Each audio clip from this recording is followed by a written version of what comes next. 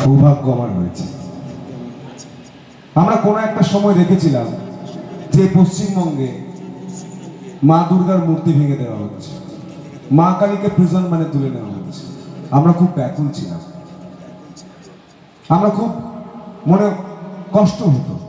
কিন্তু সেই সময় যারা এগিয়ে এসেছিলেন তার মধ্যে একজন আমার গুরুদেব, আমার সকলের প্রিয় কার্তিক মহারাজ উপস্থিত রয়েছেন, প্রদীপ্তানন্দ মহারাজ। তিনি ডাক দিলেন লক্ষ কণ্ঠে গীতা পাঠ হোক। দলে দলে মানুষ গ্রামগঞ্জ থেকে বেরিয়ে চললেন কলকাতায়।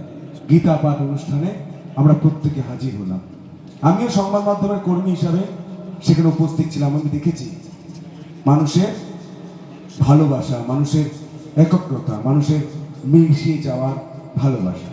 আমাদের ভারতবর্ষ মন্দির কেন্দ্রিক অর্থব্যবস্থা, মন্দির কেন্দ্রিক সমাজ ব্যবস্থায় চলত, কোনো অসুবিধা হতো না।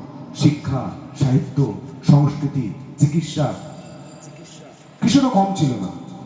কিন্তু নানান বর্গী তারা ঠিক করলেন এই ভূ ভারতকে লুট করতে হবে। কারণ সোনার পাখি